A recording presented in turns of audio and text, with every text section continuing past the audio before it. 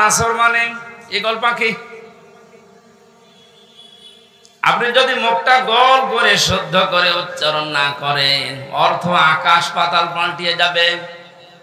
আল্লাহ পাক বলেন ইযা জাআ নাসরুল্লাহি ওয়াল ফাত, হে নবী আল্লাহর সাহায্য যখন আসবে আপনি তখন বিজয় দেখতে পাবেন। যদি মুখটা গোল না করে সিন দিয়ে উচ্চারণ করেন, অর্থ হয়ে যাচ্ছে হে নবী যখন শকুন আসবে, ঈগল পাখি আসবে, তখন আপনি বিজয় পাবেন। হয়েছে? এজন্য শুধু কোরআন শরীফ না, দুনিয়ার যে কোনো বিষয় কেউ যদি পড়তে চায়, এর হক আদায় করে সঠিকভাবে চারটা বিষয় তাকে মানা লাগবে। এক নম্বরে ওটা পড়া লাগবে শুদ্ধ করে। কি করে? এটা তো আমি বানালাম নাকি? কোরআনে কারীম জানিয়েছে ওয়ারাত্তিলিল কুরআনা তারতিলা, হে নবী আপনি কোরআন পড়বেন শুদ্ধ করে, স্পষ্টভাবে, থেমে থেমে।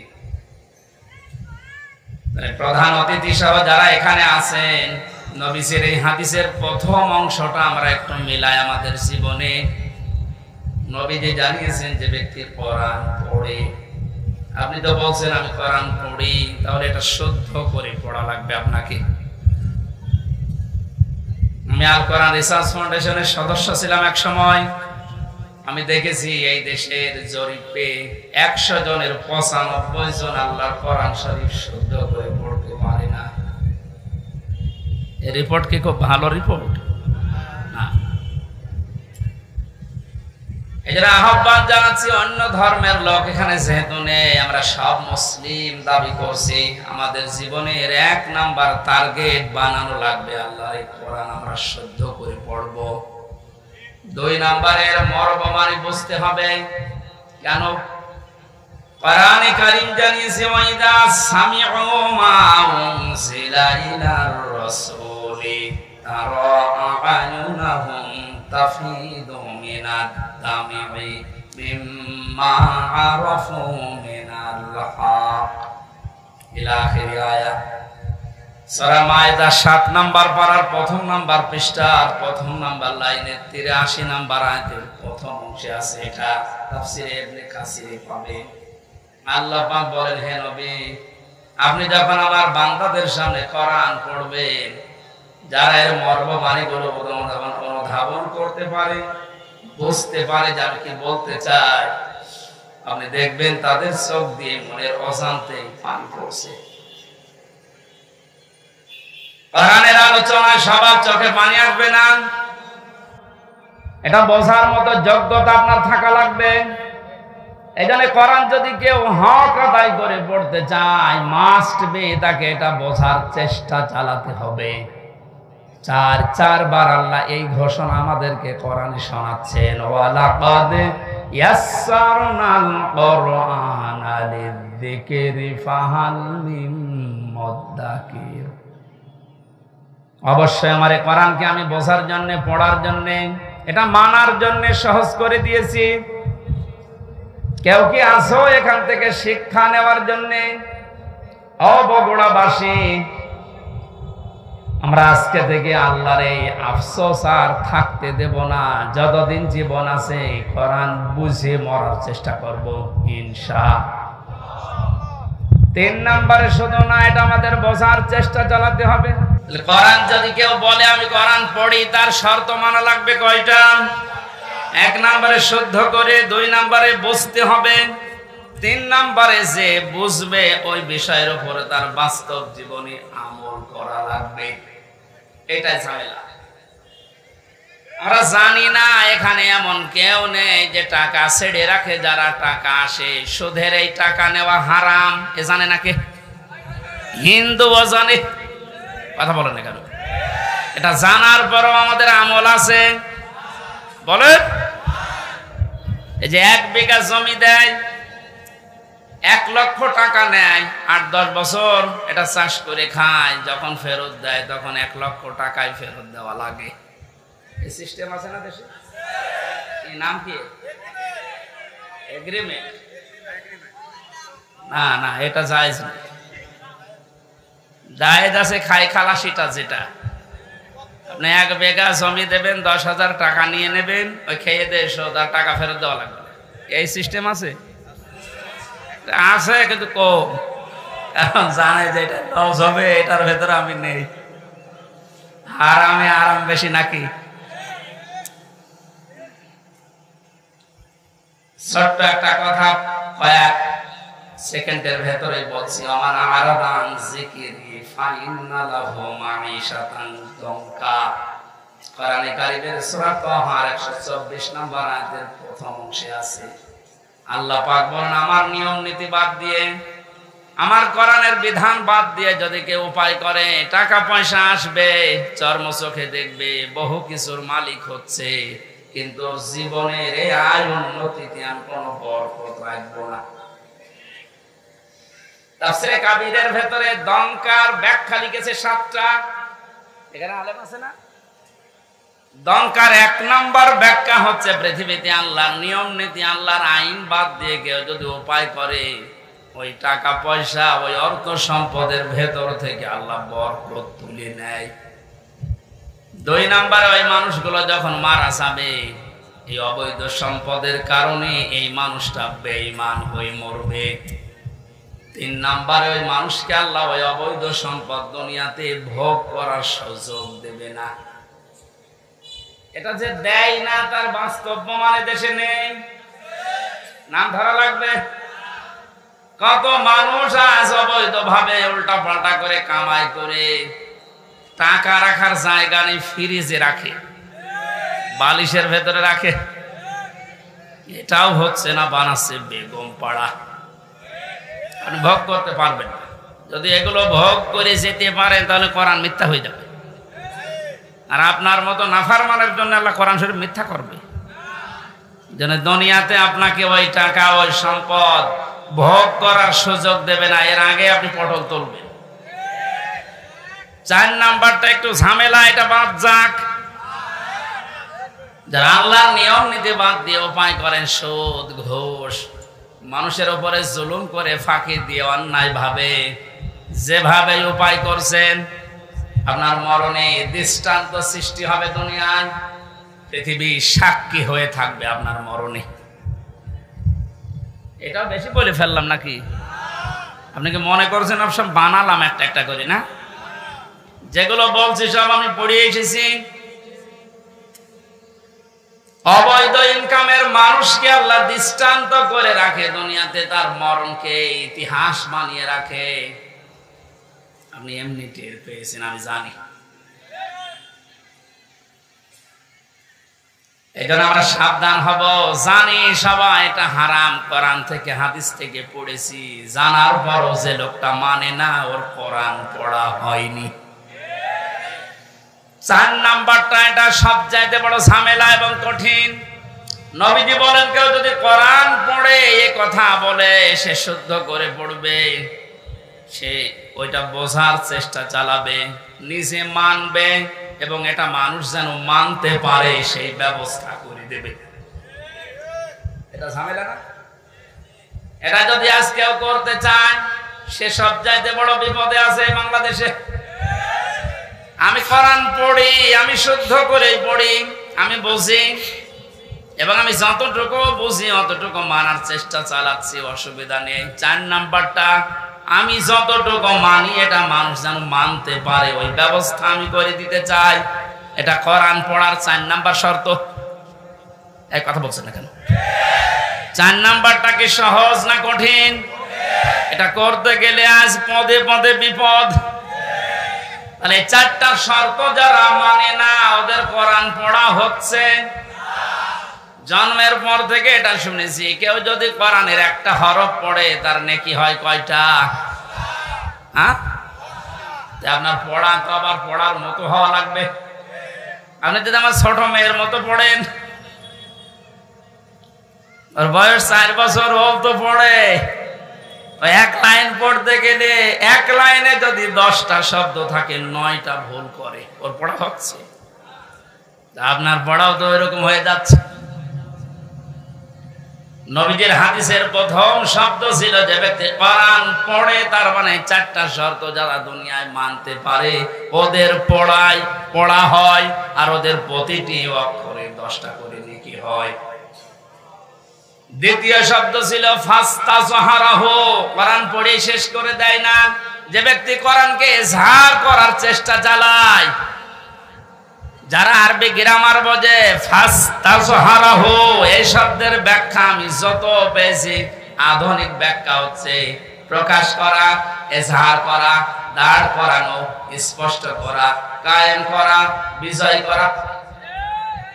কোরআন যারা পড়বে ওই চারটা হক অনুযায়ী এবং কোরআনকে বিজয়ী করার জন্য যারা চেষ্টা চালাবে, এই সংখ্যা বাংলাদেশে কম না বেশি? কম। একটা জরিপ পেয়েছিলাম, এই দেশের 100 জনের 15 জন মানুষ শুধু মন থেকে চায় যে কোরআনে কারিমে দেশে ফাস্তাজহারাহু এটা বিজয়ী হোক, আর বাকি 100 জনের 85 জন শুধু নানায় আছে। দ্বিতীয় পয়েন্টটা হচ্ছে না। 3 নম্বরে কি ছিল? ফাহাল্লা হালালাহু ওয়া হারামা হারামাহু, যে ব্যক্তি কোরআনকে ইজহার করতে পারে এই ব্যক্তি হালালকে হালাল মানবে, হারামকে হারাম জেনে ছেড়ে দেবে।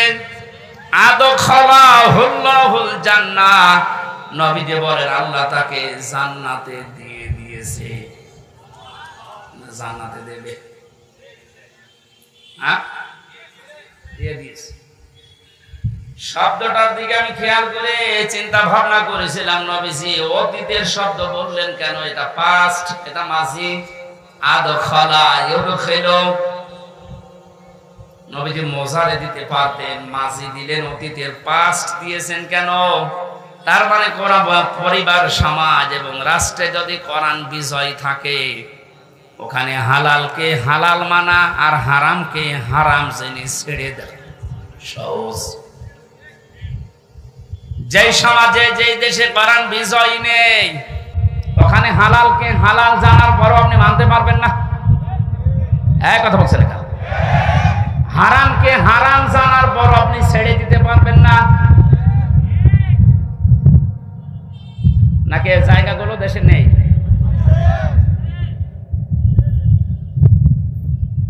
এই জন্য প্রতিটি শব্দের আগে দেখবেন ফা দেওয়া আছে। মান করাল কোরআনা ফাস্তাজহারাহু ফাহাল্লা হালালাহু, সব ফা দিয়ে আরম্ভ। ফায়ের ব্যাখ্যা আছে। ফা শব্দটা আরবি গ্রামার অনুযায়ী 19টা অর্থে ব্যবহার হয়। এখানে যে ফা দিয়ে নবী যে বাক্যগুলো আরম্ভ করছেন, প্রতিটির পেছনে লুকিয়ে আছে আগেরটা যদি মানতে পারো পরের ফল দেখতে পাবে।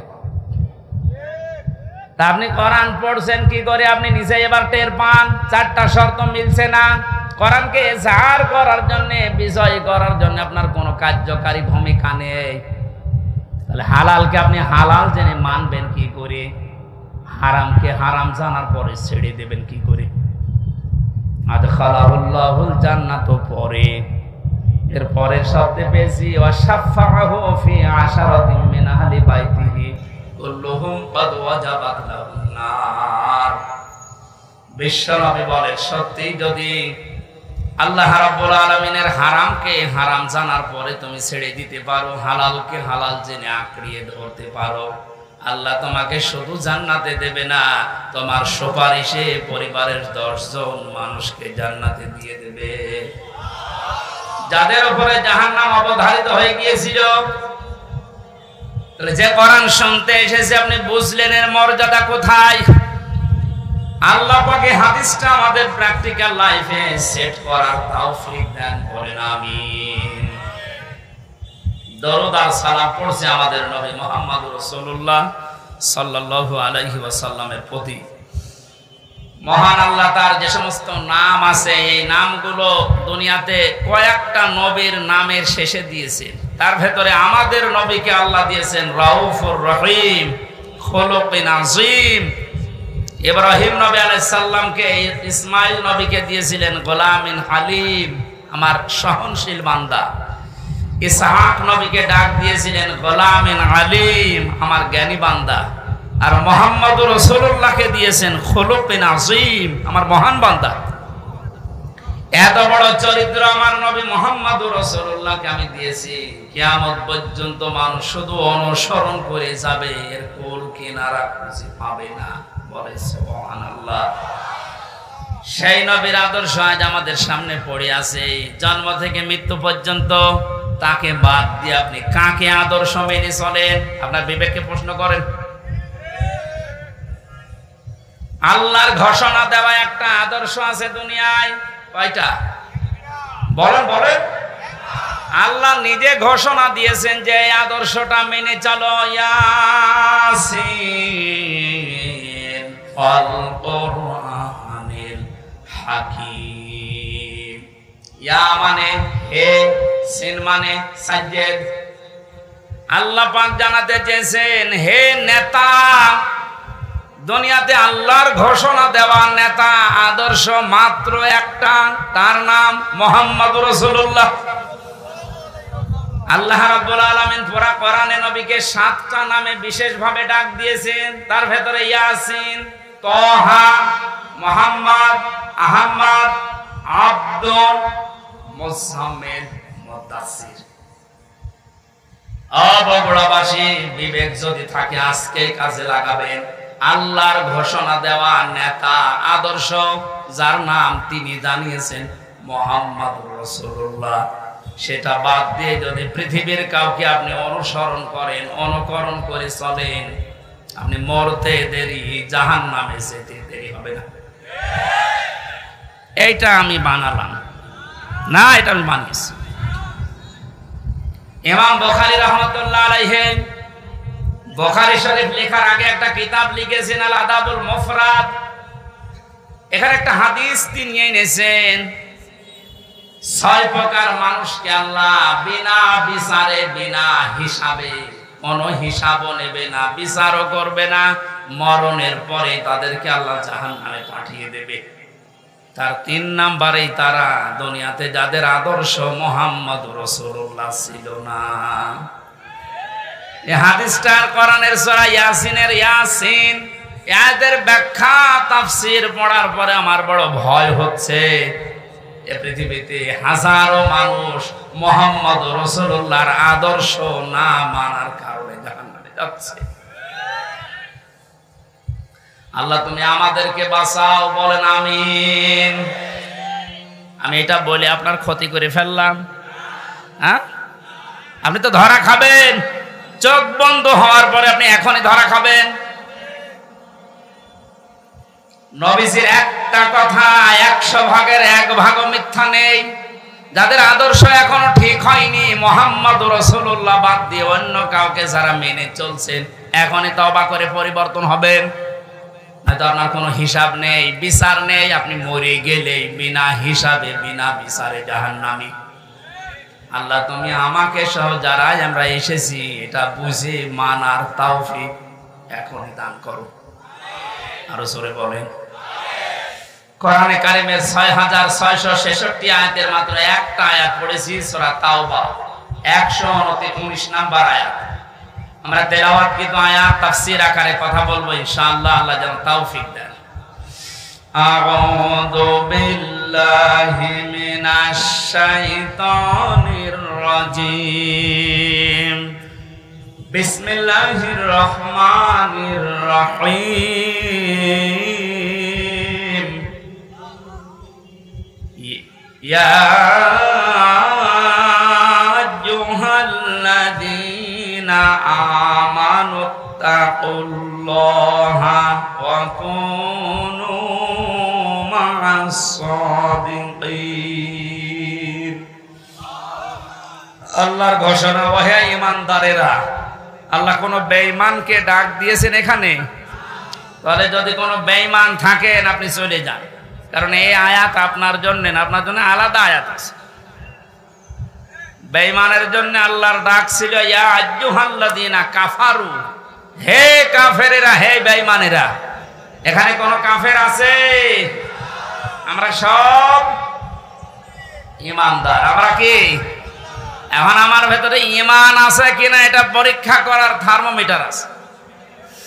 সাহাবী প্রশ্ন করলেন, হে নবী, আমার ভেতরে ঈমান আছে কিনা আমি কিভাবে বুঝতে পারবো, কিভাবে টের পাবো? আমি তো নামাজ আদায় করি, রোজা রাখি, কাবা শরীফ তাওয়াফ করি। আল্লাহর নবী বলেন, যত দুইটা কাজ তোমার ভেতরে দেখতে পাও, ইজা সাররাতকা হাসানাতুকা ওয়া সাআতকা সাজ্জিয়াতুকা।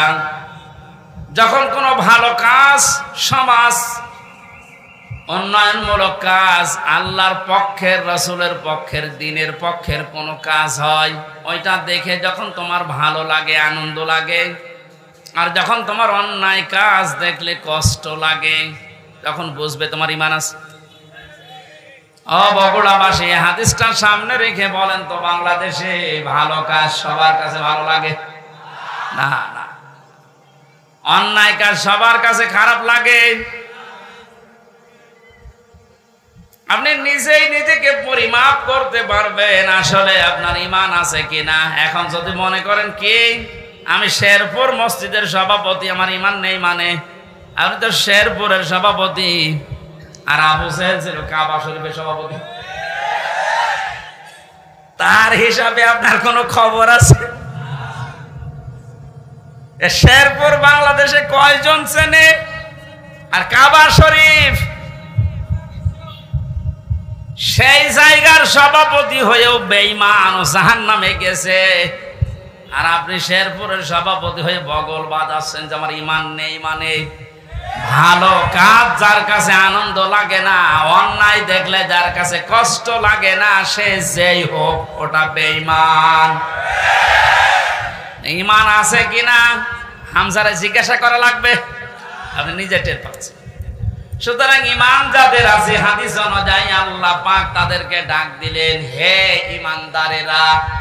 আমি আয়াতের তাফসীর পড়তে গিয়ে পেয়েছি 89 জায়গায় আল্লাহ পাক এই শব্দটা কোরআনে দিয়েছেন।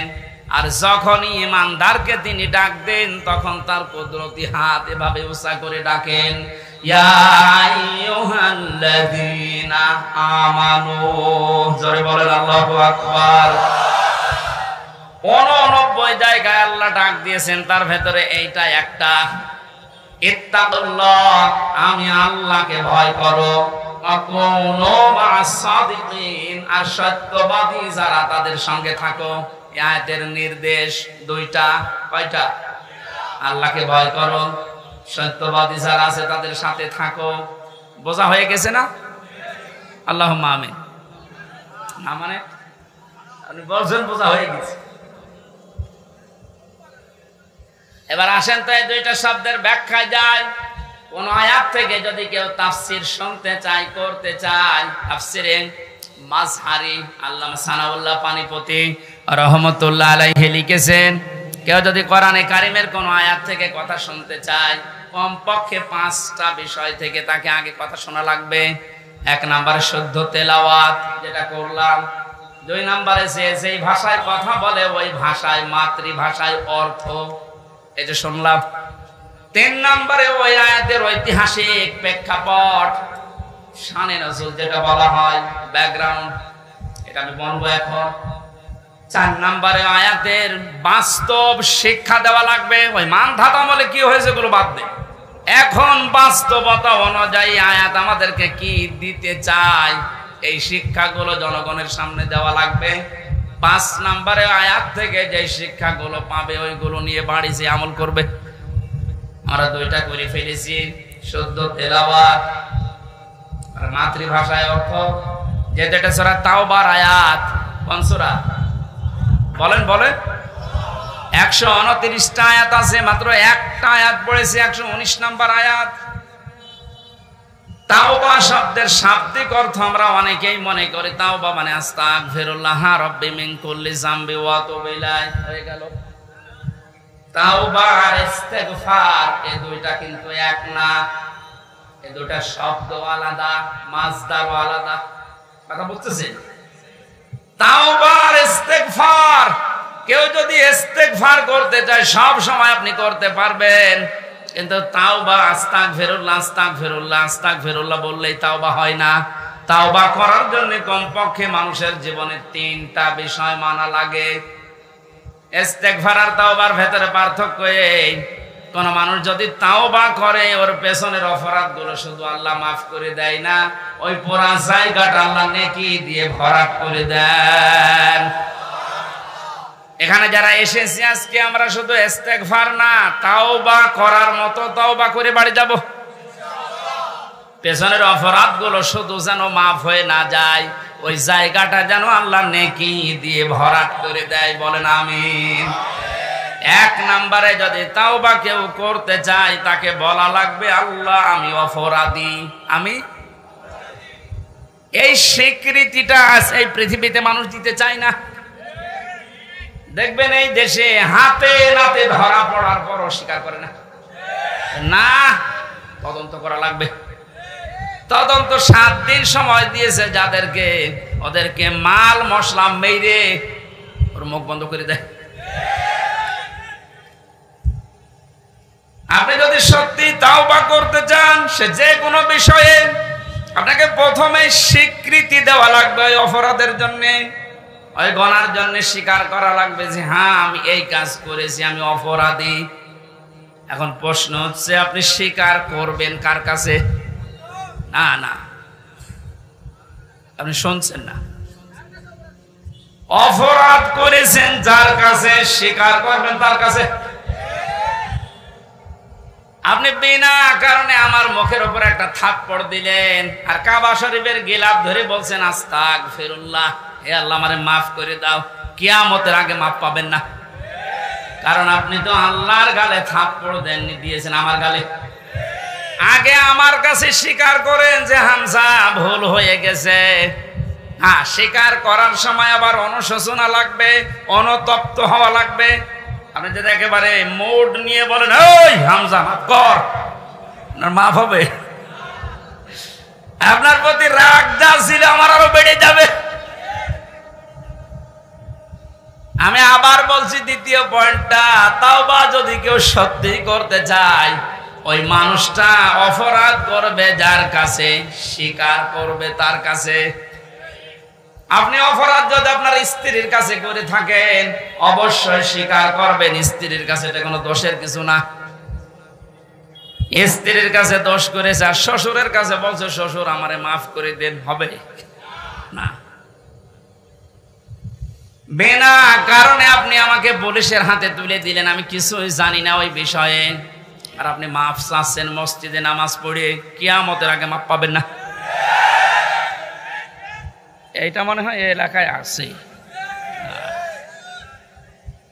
আমার ভাইরা এই জন্য তাওবা, বিভিন্ন পীরের দরবারে গেলেই বলে তাওবা করো, আস্তাগফিরুল্লাহ। এটা তার বাক্য, শর্ত আপনাকে মানা লাগবে, স্বীকৃতি দেওয়া লাগবে যে আল্লাহ আমি অপরাধী, অপরাধ করেছেন যার কাছে, স্বীকার করবেন তার কাছে।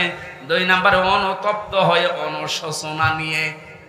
3 নম্বরে জীবনে এই কাজ আমি আর কোনোদিন করব না, জীবনের মতো ফিরে আসলাম। এই 3টা শর্ত যদি কেউ মেনে নিতে পারে, আল্লাহ পাক বলেন ওর পেছনের অপরাধ শুধু মাফ হবে না, ফাউলাইকা ইউবাদদিলুল্লাহু সাইয়্যাতিহিম হাসানাত। ওর পেছনের পুরা অপরাধ আল্লাহ মাফ করে দিয়ে পুরা জায়গাটা নেকি দিয়ে পাল্টিয়ে দেবেন। বলেন সুবহানাল্লাহ। যারা তাওবা থেকে যখন কথা শুনছি, আল্লাহ এই তাওবা যেন আমাদের নসিব করেন। এবার আমরা ব্যাখ্যায় যাচ্ছি। আল্লাহ পাক ঈমানদারকে ডাক দিয়ে তাকে ভয় করার জন্য আহ্বান জানিয়েছেন, আদেশ দিচ্ছেন। এখন ভয় কি? জন্মের পর থেকে শব্দটা আমিও শুনছি যে আল্লাহকে ভয় করো, আল্লাহকে ভয় করো। কি এটা? কি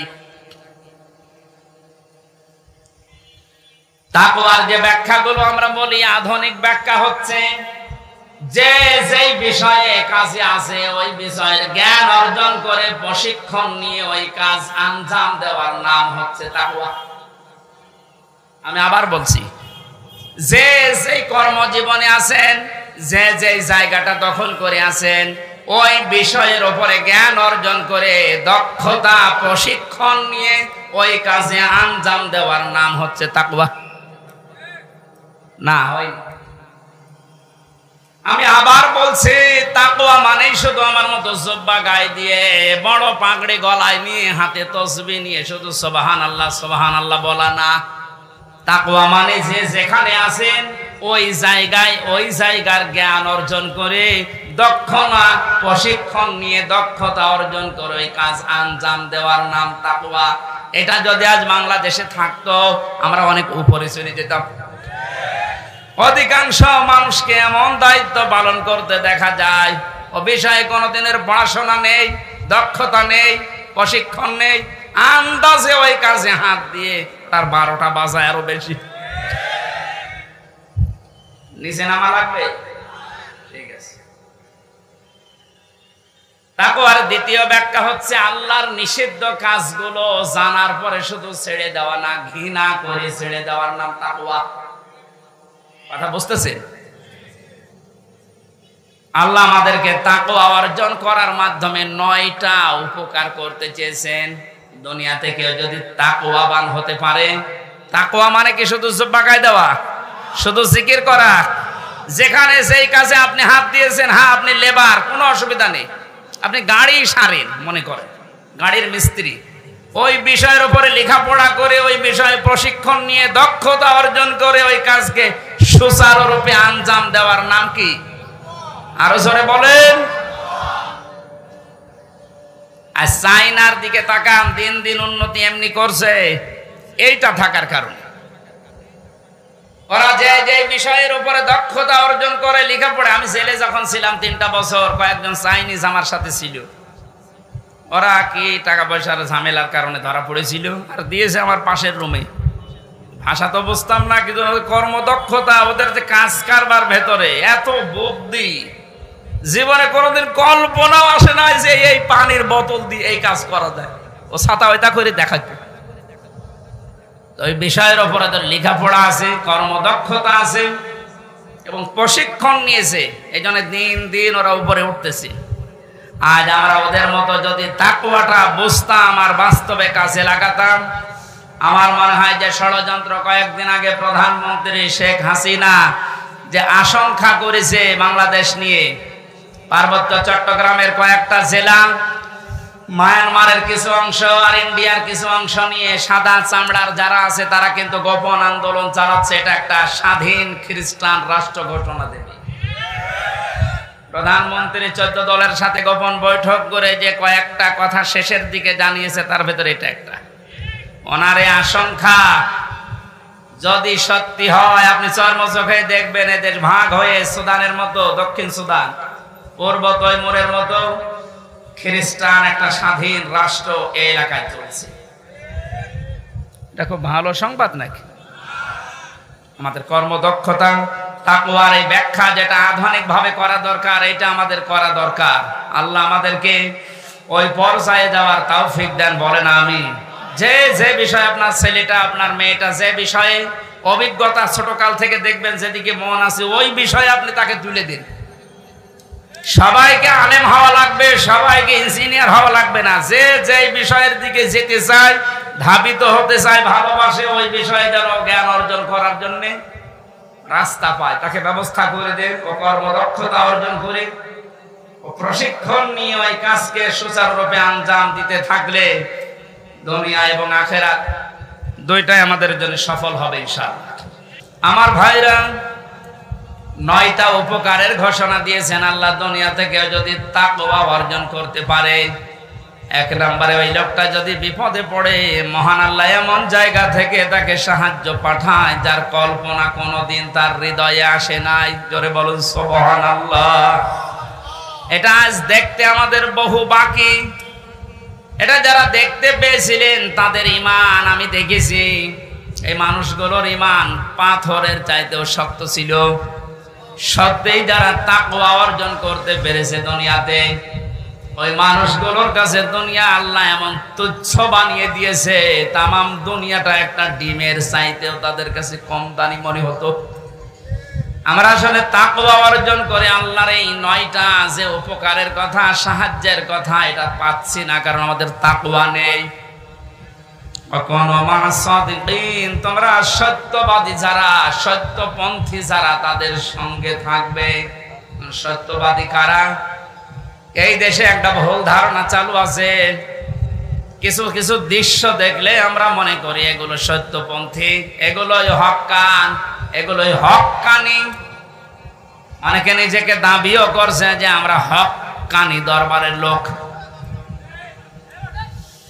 কোরআনে কারিমে সূরা তাওবার 119 নম্বর আয়াতের শেষের অংশের ব্যাখ্যা আল্লাহ দুনিয়ায় কারো কাছে ছেড়ে দেয়নি যে 2 বেলা জিকির করলে সেই লোকটা সত্যবাদী, 5 ওয়াক্ত নামাজ পড়লে সেই লোকটা সত্যবাদী, বছরে একবার হজ করে আসলে সেই লোকটা সত্যবাদী না।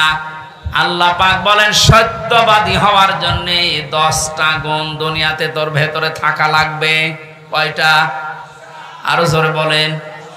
বগুড়াবাসী আপনি এখন থেকে আমি সহ প্রত্যেকেই মিলাবো আল্লাহর বর্ণনা অনুযায়ী 10টা গুণ আমার ভেতরে আছে কিনা। আল্লাহ ব্যাখ্যা দিচ্ছেন সূরা বাকারার 177 নম্বর আয়াতে, লাইসাল বিররা আন তুওয়াল্লু ওয়াজুহাকুম কিবালাল মাশরিকি ওয়াল মাগরিবি ওয়ালাকিন্নাল বিররা মান আমানা বিল্লাহ। আল্লাহ পাক বলেন শুধু পূর্ব দিকে পশ্চিম দিকে মুখ ঘুরিয়ে সেজদা দিলেই নেকি না, আসল নেকির কাজ হচ্ছে আল্লাহর প্রতি ঈমান আনা। কার প্রতি? প্রশ্ন আসতে পারে, হুজুর আমার ঈমান আছে, আমি আল্লাহকে বিশ্বাস করি না। কেউ যদি আল্লাহকে বিশ্বাস করিয়ে কথা বলতে চায়, কমপক্ষে 4টা বিষয় দুনিয়াতে তার ভেতরে পাওয়া যাবে।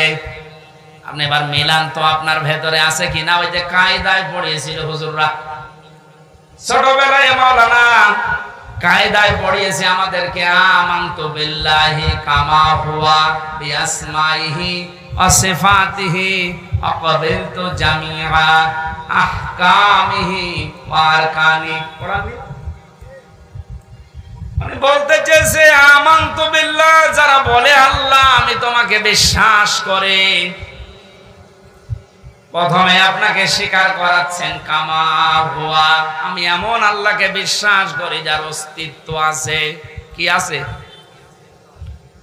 পৃথিবীর অন্যান্য ধর্মের লোকদের সাথে আমাদের মিল নেই, এই কারণে আমরা এমন আল্লাহকে বিশ্বাস করি যার অস্তিত্ব আছে, যার নাম আছে বিআসমাইহি, শুধু নাম না, তার নামের গুণাগুণ আছে, কার্যকারিতা আছে। আল্লাহর নাম আমরা অনেকেই জানি 99টা, আল্লাহর নাম 5000-এর উপরে। প্রতিটি নাম আল্লাহ নিয়েছেন, ওই নামগুলোকে গুণাগুণ দিয়ে কার্যকারিতা হিসাবে আমাদের দেখিয়েছেন। আল্লাহ রব নাম নিয়েছেন, এই কারণে নেই থেকে পূর্ণতায় আমাদেরকে পৌঁছিয়ে দিয়েছেন এই রব নামের কারণে। কথা বলে না কেন? মায়ের বীর গভীরে যখন বাবার এই বীর্যটা দ্রুত গতিতে যে আশ্রয় নেয়, আল্লাহ রাব্বুল আলামিন বলেন যে নেই থেকে আস্তে আস্তে হামজা পর্যন্ত বানালাম। এই যে নেই থেকে পূর্ণতায় যিনি প্রতিটি জিনিসকে পৌঁছিয়ে দেন, আরবিতে তার নাম বলা হয় রব। এই নামটা আল্লাহ নিয়েছেন, এই কারণে হামজা এখানে বসে আছে। আমার বাবার স্ফলিঙ্গ দিয়ে দ্রুত গতিতে আমার মায়ের রেহেমের ভেতরে যে পানিটা গিয়েছিল, বিজ্ঞান এখন দেখাচ্ছে ওই 1 ফোঁটা নাপাক পানির ভেতরে 40,000 হামজা তৈরি হওয়ার ক্ষমতা ছিল। হয়তো 40,000 ওই পর্যন্ত তৈরি হয়ে দুনিয়ায় আসতে পারত, কিন্তু কেউ পর্যন্ত যেতে পারেনি। জরায়ের দেওয়ালের সাথে ধাক্কা লেগে অনেকে পড়ে গেছে, অনেকে মারা গেছে। আমি হামজা একা ওই জায়গায় গিয়ে 40 দিনে শুধু পাল্টিয়েছি। আমি নতফা, মুদগা, আলাকা এগুলো হতে হতে 6 মাসের পরে চামড়া দিয়ে বডি দিয়ে স্ট্রাকচার তৈরি করে আমার ভেতরে আল্লাহর রূহ দিয়ে একটা আকৃতি দিয়েছেন। ওয়াল্লাযী ইউসাউবিরুকুম ফিল আরহামি কাইফা ইয়াশা। আল্লাহ পাক বলেন তিনি সে আল্লাহ যিনি মায়ের রেহেমের ভেতরে তোমার এই আকৃতিটা বানিয়েছেন। তোমার মার বাবার পক্ষ থেকে 8টা জিনিস ওই নাপাক পানি দিয়ে আল্লাহ বানিয়েছিলেন। চুল, রগ, হাড় আর পর্দা। রক্ত, গোশত, চর্বি আর চামড়া। আল্লাহ পাক বলেন আমার নাম যে রব, এই কারণে আমি আল্লাহ নিজে 5টা জিনিস তোকে দিয়েছি হামজা। ওয়া জাআলা লাকুমুস সামআ ওয়াল আবসারা ওয়াল আফইদা ইলা আখিরি আয়াত। এটা সূরা নাহলের 78 নম্বর আয়াতের মাঝের অংশে আছে। আল্লাহ পাক বলেন শ্রবণ শক্তি, দর্শন শক্তি, বাক শক্তি, আকেল শক্তি আর ঘ্রাণ শক্তি, এই 5টা জিনিস আমি আল্লাহ আমার রব নামের কারণে তোকে দিয়েছি। 8 5 13টা জিনিস যখন এক হয়, ছেলে হবে না মেয়ে হবে, এই আকারটা আমি আল্লাহর সিদ্ধান্ত অনুযায়ী তৈরি হয়। তাহলে ছেলে হ মেয়ে হ, নিজেরা মন খারাপ করি, এটা মন খারাপের বিষয় না, এই সিদ্ধান্ত কার? আমার বোর। বলেন ছেলে হলে মেয়ে হলে যারা মন খারাপ করে স্ত্রীর উপরে, পোকার আনতে তারা যেন আল্লাহর সিদ্ধান্তের উপরে নারাজ। আমি সহ যারা এই জাহিলিয়াতে আছি, আল্লাহ তাদেরকে যেন মুক্তি করেন, বলেন আমিন। ছেলে হোক মেয়ে হোক, কারো দোষ আছে? স্বামীর দোষ আছে? আল্লাহ রাব্বুল আলামিন বলেন 8 5 13টা জিনিস যখন এক হয়ে যায়, 6 মাস পার হয়ে যাওয়ার পরে একে আমি দুনিয়াতে আস্তে করে বের করার সিদ্ধান্ত নেই। আল্লাহু আখরাজাকুম মিন বুতুনি উম্মাহাতিকুম লা তা'লামুনা শাইআন। মায়ের পেট থেকে আস্তে করে দুনিয়ার ময়দানে আমি আল্লাহ তোকে নিয়ে আসলাম। এমন অবস্থায় নিয়ে এসেছিলাম যখন কিছু খেতে পারতিস না। এই জন্য আমি আল্লাহ তোর মায়ের স্তনে 6 মাস আগেই তোর জন্য খাবার আমার রব নামের কারণে গরম করে রেডি করে রেখেছি। মায়ের স্তনের ভেতরে যদি একটা বোটা দিতাম, চষা মারলে অনেকগুলো দুধ এসে তোর কচি কণ্ঠ আটকিয়ে যেত, মরে যেতে, শ্বাস নিতে পারতে না। আমি যে রব নামটা নিয়েছি, এই কারণে মায়ের ওই স্তনে সূক্ষ্ম সূক্ষ্ম 32টা ছিদ্র দিয়েছি। একবার চষা দিলে যেন একবার এই দুধগুলো এসে তোর মুখের ভেতরে প্রবেশ না করে, ওই জায়গায় জমা হয়ে সূক্ষ্ম সূক্ষ্ম 32টা ছিদ্র দিয়ে আস্তে আস্তে করে এসে তোর জীবন আমি বাঁচিয়েছি। আমি রব নামটা খেলা করার জন্য নেয়নি।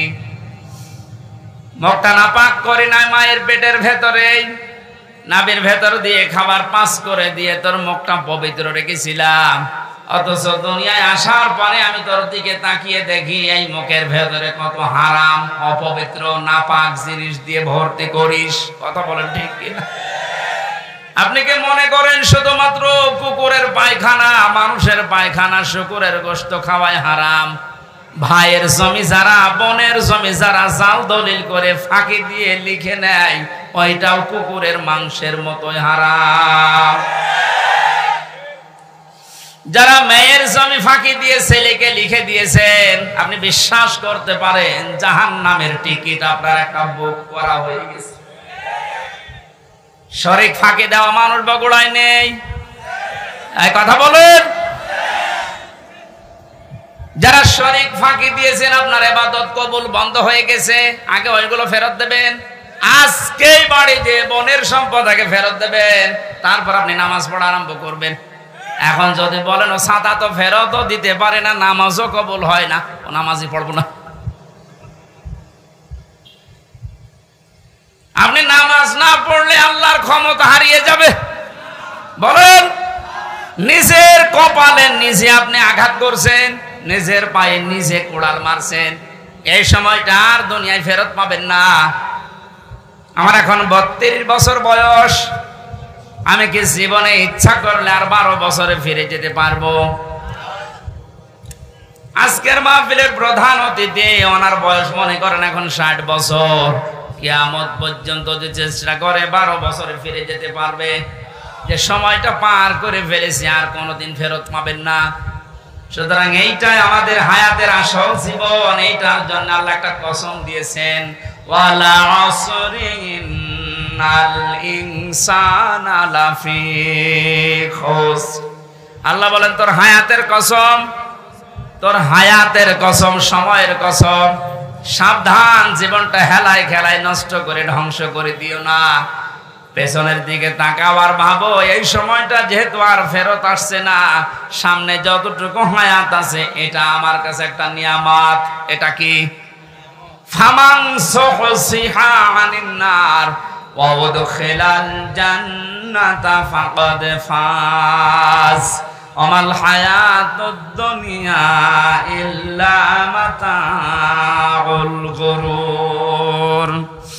আল্লাহ রাব্বুল আলামিন বলেন, হে পৃথিবীর মানুষেরা, দুনিয়ার জীবনে বেশি দিন ক্ষমতায় থাকা, বেশি টাকা পয়সা গাড়ি বাড়ির মালিক হওয়া, শরীর স্বাস্থ্য মোটা হওয়া, ভালো হওয়ায় সফলতা না। সফল মানুষ তো ওইটা যাকে আমি আল্লাহ মরণের পরে জাহান্নামের আগুন থেকে মাফ করে দিয়ে জান্নাতি বলে ঘোষণা দেব, এইটাই সফলতা। আর এটা পাওয়ার জন্য দুনিয়ার জীবনে কি করা লাগবে? আস্তে আস্তে করে আপনি জাহান্নামের অন্যায় কাজগুলো ছেড়ে দিয়ে দিয়ে জান্নাতের ভালো ভালো কাজের দিকে এগিয়ে যাবেন। সুতরাং এই দেশে আমরা যারা অন্যায়, অবৈধ, শয়তানি কাজ কারবার আস্তে আস্তে ছেড়ে দিয়ে মানবতার পক্ষে, ইসলামের পক্ষে এই কাজগুলো আস্তে আস্তে যারা আঞ্জাম দিতে পারবো, আপনি বুঝবেন আল্লাহ আপনাকে এই দুনিয়াতেই জাহান্নামের পথ থেকে জান্নাতের দিকে এগিয়ে দিচ্ছে। আপনি সফল। আমাল হায়াতুদ দুনিয়া ইল্লা মাতাউল গুরুর, এই শব্দটা আল্লাহ এত কঠিন ভাবে কোরআনে দিয়েছেন। এ পৃথিবীর মানুষেরা ভালো করে শোনো, দুনিয়ার জীবন কিন্তু একটা ধোঁকা। একটা কি? আপনার সন্তান আপনার জন্য ধোঁকা, স্ত্রী ধোঁকা, টাকা পয়সা, ক্ষমতা, প্রভাব, প্রতিপত্তি সবগুলো আল্লাহ বলেন ধোঁকা। বিশ্বাস যদি না হয়, মিথ্যা মিথ্যায় চোখ বন্ধ করে দেখেন এগুলো কেমন ধোঁকা। আল্লাহ এই ধোঁকাটা এখনই আমাকে বোঝার তৌফিক দিন। ও বগুড়াবাসী, এটা যত তাড়াতাড়ি বুঝতে পারবেন তত তাড়াতাড়ি আপনার কল্যাণ হবে। আপনি যদি এখনই বোঝেন যে হ্যাঁ এগুলো আসলে ধোঁকা, আপনার অন্যায় অবৈধ কাজের ভাগ দুনিয়ায় কেউ নেবে না, অথচ অবৈধ কাজ করে যা কামাই করবেন ওগুলো ভাগ নেওয়ার জন্য হাজারো মানুষ বসে আছে। এই ধোঁকা থেকে বাঁচার জন্য আল্লাহ রাব্বুল আলামিনের সাহায্য কামনা করা দরকার। আল্লাহ পাক আমাদেরকে জানিয়েছেন, আমি যে নামটা নিয়েছি রব, তোকে আস্তে আস্তে করে দুনিয়ার জীবনে এনে মুখটা পবিত্র করে রেখেছিলাম, তুই মুখটা আর পবিত্র রাখতে পারলি না। হারাম, অবৈধ এবং নাপাক জিনিস দিয়ে মুখটা পবিত্র অপবিত্র করে আমার কাছে আসলি। আমি তো শুধু নাম নিয়েই শেষ করে দেয়নি, নামের কার্যকারিতা, গুণাগুণ আমি আল্লাহ ওগুলো বাস্তবে বহন করি। আমি রাজ্জাক নাম নিয়েছি, শুধু নিয়েই শেষ করে দেয়নি। রাজ্জাক নামের কারণে পৃথিবীর যত সৃষ্টি আছে সবাইকে আমি আল্লাহ রিজিক দেই। জোরে বলেন সুবহানাল্লাহ। রিজকের দায়িত্ব কার? আরো জোরে বলেন। জাহান্নাম থেকে বাঁচার দায়িত্ব কার? যেইটার দায়িত্ব আল্লাহ আমাদেরকে দিয়েছেন ওইটার বিষয়ে আমরা বেখবর হয়ে আছি, বেহুশ হয়ে আছি। আল্লাহ আমাদের আমলের, ইমানের উপরে ভিত্তি করে আখিরাতে নাজাত দেবেন, এইটার কোনো খবর আমাদের নেই। অথচ যেটার দায়িত্ব আল্লাহ নিজের হাতে নিয়েছেন ওইটা নিয়ে পেরেশান হয়ে আজ হাজারো মানুষ জাহান্নামের টিকিট কেটে বিদায় নিচ্ছে। আল্লাহ মাতাউল গুরুরটা একটু বসার তৌফিক আমাদেরকে দাও না, বলেন আমিন। এজন্য এমন আল্লাহর উপর আমরা ঈমান এনেছি যার অস্তিত্ব আছে, যার নাম আছে, আর প্রতিটি নামের গুণাগুণ আছে, কার্যকারিতা আছে। তিনি হুকুম দিয়েছেন, তিনি আরকান দিয়েছেন। এগুলো যারা বিশ্বাস করে বাস্তব জীবনে মানতে পারে, এই মানুষগুলোই আসল নেকির কাজে আছে। ওয়াল ইয়াউমিল আখিরি, কিয়ামতের ময়দানের বিশ্বাস দৃঢ় থাকা লাগবে। কিসের বিশ্বাস? জন্মের পর থেকে আমার মনে হয় আমরা এই শব্দের সাথে পরিচিত যে কিয়ামত হবে, কিয়ামতে জবাব দেওয়া লাগবে। এটা যে নেকির কাজ, এটা যারা বিশ্বাস করেছিল তাদের জীবনের দিকে আপনি তাকান। আল্লাহ ঘটনাগুলো এমনি খেলা করার জন্য শুনিয়েছেন তা না। খলিফাতুল মুসলিমিন হযরত ওমর, এই যে হিসাব, এটা বিচার, এটা যে কি জিনিস আমরা এখন অনেকে টের পাই না। উনি বিশ্বাস করেছিলেন যে বিচার হবে, হিসাব দেওয়া লাগবে। সন্তানটা ভর্তি করে দিলেন মাদ্রাসায়। হযরতে আব্দুল্লাহ ওই একই জায়গায় হোসাইন হযরতে আলীর সন্তান লেখাপড়া করত। হযরতে হোসাইন রাদিয়াল্লাহু তাআলা আনহু বারবার কলম ফেলে দিচ্ছিলেন, আব্দুল্লাহকে বলেন তুলে দাও। একবার, দুইবার, তিনবার তুলে দেওয়ার পর উনি বললেন, হোসাইন বারবার কলম ফেলে দাও, আমারে তুলতে বলো, আমি কি তোমার গোলাম, চাকর, খাদেম নাকি? হযরত হোসাইন মুখ ফসকে বলে ফেলেছেন, আব্দুল্লাহ তুমি শুধু চাকর না, তুমি খাদেম না, তুমি খাদেমের বাচ্চা খাদেম। অথচ ওই সময় প্রেসিডেন্টের ছেলে বাড়িতে গিয়ে বলছে, আব্বা আমি আর মাদ্রাসায় যাব না, হোসাইন আমাকে গালি দিয়েছে, আমি নাকি খাদেমের বাচ্চা খাদেম, তুমিও নাকি খাদেম, তুমি যদি বিচার না করো এ মাদ্রাসায় পড়াই বন্ধ করে দেব। খলিফাতুল মুসলিমিন হযরত ওমর বললেন, সন্তান এখন না, বিচার জমার দিন নামাজের সময় করব। খুতবা দিচ্ছিলেন, ডাক দিয়ে বললেন, হোসাইন এখানে আসো। বলে হ্যাঁ। সামনে আসো। তুমি আমার সন্তানটাকে গালি দিয়েছো? বলে হ্যাঁ দিয়েছি। কেন দিলে? ইমাম হোসাইন ডাক দিলেন, খলিফা বুকে হাত দিয়ে বলেন তো, আপনি কি আমার নানার খাদেম ছিলেন না? আমি তো দেখেছি আপনি আমার নানার খেদমত করছেন। খাদেমের ছেলেকে খাদেমের বাচ্চা বলেছি, অসুবিধা কি? হযরত ওমর কেঁদে ফেললেন। ডাক দিয়ে বলে, হোসাইন আমি তো এভাবে কোনোদিন ভাবি নাই, তুমি শব্দটা লিখে দিতে পারবে? কাগজ কলম নিয়ে আসেন।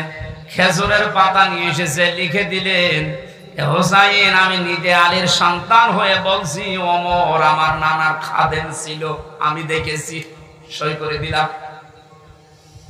হযরতে ওমর রাদিয়াল্লাহু তাআলা আনহু কাগজটা হাতে নিয়ে জমা খেলেন।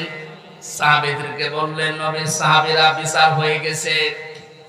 হযরত আব্দুল্লাহ তো ছোট মানুষ, বলে আব্বা তুমি তো বিচার শুরুই করলে না, কি করে হয়ে গেল? হযরত ওমর বলে, সন্তান যে বিচার করেছে দুনিয়া না, মরণের পর কাছে লাগবে। আমি যখন মারা যাব এই কাগজটা আমার কাফনের ভেতরে দিয়ে দিও। কিয়ামতের ওই কঠিন ময়দানে মহান আল্লাহ যখন আমার জীবনের হিসাব আরম্ভ করবে, কিছুই যদি কবুল না হয় এই কাগজটা আল্লাহকে দেখাতে পারবো। রব্বুল আলামিন তোমার নবীর নাতি লিখে দিয়েছে আমি নাকি নবীর খাদেম ছিলাম, এবছর আমার আজকে মাফ করে দাও। তাছাড়া জবাব দেওয়ার মতো কোনো কাজ, কোনো আমল আমার হাতে নেই। অথচ তাদের জীবনের যে নেকির কাজের বর্ণনা হাদিসে পাওয়া যায়। নবীজি বলেন, আকাশের তারকাকেও যদি গণনা করে একদিন শেষ করে ফেলতে পারবে, কিন্তু ওমর মুসলমান হওয়ার পরে যে নেকির কাজ করেছিল কোনদিন কেউ গণনা করে শেষ করতে পারবে না।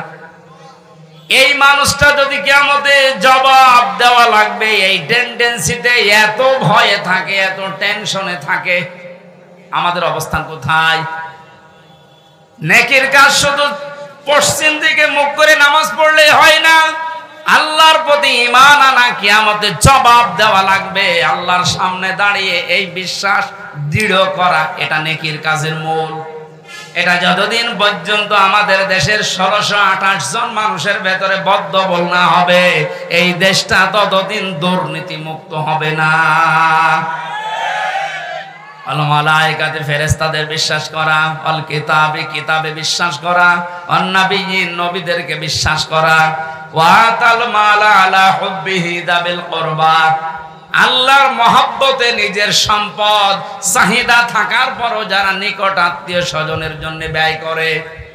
ও বাংলার জনগণ, এই গুণটা আজ বাংলাদেশে কার ভেতরে আছে আপনি তাকান। নিজের প্রয়োজন থাকার পরেও নিজের সম্পদ যারা নিজের নিকট আত্মীয়, এতিম, মিসকিন, অসহায়, বন্যাগ্রস্ত মানুষদের পাশে যারা দাঁড়ায়, এই মানুষগুলো আল্লাহর ভাষায় সত্যবাদী, এরাই মুত্তাকি। মুত্তাকি সত্যবাদী খোঁজার জন্য আমেরিকায় যাওয়া, সৌদি আরবে যাওয়া দরকার নেই। এই 10টা গুণ যে বলছি একটা একটা করে আপনি মিলান। আকামাস সালাতা ওয়া আতাজ যাকাত, দুনিয়ায় যারা নামাজ কায়েম করার জন্য চেষ্টা চালায়, সম্পদ থাকলে যারা যাকাত দিয়ে দেয়, যারা ধৈর্য ধারণ করে বিপদে আপদে মুসিবতে, দুনিয়ায় কোনো বিষয় যদি একবার ওয়াদা দিয়ে ফেলে জীবন চলে গেলেও তারা ওয়াদা রক্ষা করে। উলাইকাল্লাযীনা সাদাকু ওয়া উলাইকা হুমুল মুত্তাকুন। কোরআনে কারীমের সূরা বাকারার 177 নম্বর আয়াতের শেষে আল্লাহ জানিয়েছেন এরাই ঈমানের দাবিতে সত্যবাদী, আর এরাই হচ্ছে আমি আল্লাহর নিকটে মুত্তাকি। জোরে বলেন সুবহানাল্লাহ। আল্লাহ কোরআনের এই আয়াতগুলো আমাদের জীবনে সেট করার তৌফিক দিন, বলেন আমিন। হ্যাঁ, মোনাজাতটা করে যান, আমি মুসাফির মানুষ, মোনাজাতটা করে যান, আল্লাহুম্মা আমিন। লা ইলাহা ইল্লা আনতা সুবহানাকা ইন্নী কুনতু মিনাজ জালিমিন। রব্বানা যালামনা আনফুসানা ওয়া ইল্লাম তাগফির লানা ওয়া তারহামনা লানাকুনান্না মিনাল খাসিরিন। রব্বুল আলামিন বগুড়া জেলার শেরপুর গাড়িদহ এই মাদ্রাসা উদ্যোগে মাহফিলের দিকে তুমি তাকাও। হাজার হাজার বান্দা বান্দি আমরা, রাত 12টা বেজে যাচ্ছে, এ গভীর রজনী পর্যন্ত কোরআনে কারীমের কথা যারা চাতক পাখির মতো শুনেছে, এই মানুষগুলোকে এর উপরে আমল করার তৌফিক তুমি ভিক্ষা দাও। এ মাহফিলের আয়োজন করতে গিয়ে যারা শ্রম দিল, আল্লাহ এদের শ্রমকে কবুল করো। সওয়াবগুলো তুমি মুহাম্মদ রাসূলুল্লাহ রওজায় পৌঁছিয়ে দাও। দুনিয়ার মাটির নিচে যারাই ঘুমিয়ে আছে, আমরা এদের মতো কিছুদিন পরে অসহায় হয়ে যাব আল্লাহ। আমরা আজ তাদের জন্য মোনাজাতে দোয়া করছি, আগামী প্রজন্ম যারা আসবে তারা যেন আমাদের জন্য এভাবে দোয়া করে, রব্বির হামহুমা কামা রব্বায়ানি সাগীরা। আল্লাহ তাআলা মা হারিয়ে বাবা হারিয়ে যে মানুষগুলো হাত তুলেছে, তুমি তাদের মুখের দিকে কাকতি মিনতের দিকে তাকাও। নবীজি মাঝে মাঝে মায়ের কবরের পাশে যে কাঁদতেন, সাহাবীরা বলে হুজুর আপনি কাঁদেন কেন? বিশ্ব নবী বলেন, সাহাবীরা আমার মায়ের ওই ছোটবেলার আদরের কথা আমার মনে পড়ে গেছে। রব্বুল আলামিন মাহফিলের প্রধান অতিথি অ্যাডভোকেট গোলাম ফারুক তার মা বাবাকে হারিয়েছে, সন্তানের ওসিলায় নাকি তুমি মা বাবাকে মাফ করে দাও। তার হাতের দিকে তার চোখের দিকে তাকিয়ে তার মা বাবাকে তুমি কবরে জান্নাত দিয়ে দাও। মাহফিলের সম্মানিত সভাপতি আমার আরাফাতের ভাই, আল্লাহ তাআলা তোমার হাসি বান্দা তার মা বাবার জন্য দোয়া করছি, তুমি তাকে মাফ করো। এই মাহফিলের আয়োজন করতে গিয়ে যত মানুষ শ্রম দিয়েছে, যে বাড়িতে এসে বসেছিলাম এই বাড়িওয়ালা সহ, এদেরকে যে মা পেটে নিয়েছে মায়ের পেট খাদিজার মতো বানিয়ে দাও। প্রশাসনের যে ভাইগুলো সাহায্য সহযোগিতা করেছে মাহফিলের জন্য, তাদের কবুল করো, মঞ্জুর করো। মা বোনদেরকে পর্দায় থাকার তৌফিক দাও, রোগ শোক থেকে বাঁচাও, এবং বগুড়া জেলার উপরে তোমার খাস রহমত নাজিল করো আল্লাহ রব্বুল আলামিন। আমি সহ অনেকে অসুস্থ আছি, আমাদেরকে শেফায়ে কামেলা আজলা নসিব করো আল্লাহ। বগুড়া শেরপুরে আসলেন শ্রদ্ধাভাজন বড় ভাই মাওলানা আব্দুল্লাহ আলামিনের কথা মনে হয়, আল্লাহ তোমার গোলামকে দিনের দায়ী হিসাবে মঞ্জুর করে নাও। মাওলানা রেজাউল করিম ফারুকি, আব্দুল বারী রশিদি ভাই সহ এ মাহফিল যার মাধ্যমে এসেছি, আল্লাহ তাআলা ফরিদুল হক ভাই সহ যত আলেম এখানে এসেছে, আলেমদেরকে আলেম হিসাবে কবুল করে নাও। আল্লাহ তাআলা ওয়াহিদুল ইসলাম সহ যত মানুষ আমিন আমিন করছে, জীবনের চাহিদা সেগুলো পূর্ণ করে দাও। বাকি জীবন ইসলাম ইমানের উপরে টিকে থাকার তৌফিক দাও। দেশটা নিয়ে যে ষড়যন্ত্র চলছে আল্লাহ তুমি বাঁচাও রব্বুল আলামিন। দেশের দায়িত্বে যারা আছে সততার সাথে পালন করার তৌফিক দাও। সাদিকিন হওয়ার জন্য যে 10টা গুণ তুমি কোরআনে দিয়েছো, আমি সহ প্রত্যেককে এখন থেকে মেনে চলার আমল করার সুযোগ দাও। বারাকাল্লাহু লানা ওয়া লাকুম ফিল কোরআনিল আযীম। কখন কার মরণ আসে জানি না, যখনই মরণ আসবে যেন বলি লা ইলাহা ইল্লাল্লাহু মুহাম্মাদুর রাসূলুল্লাহ। আসসালামু আলাইকুম।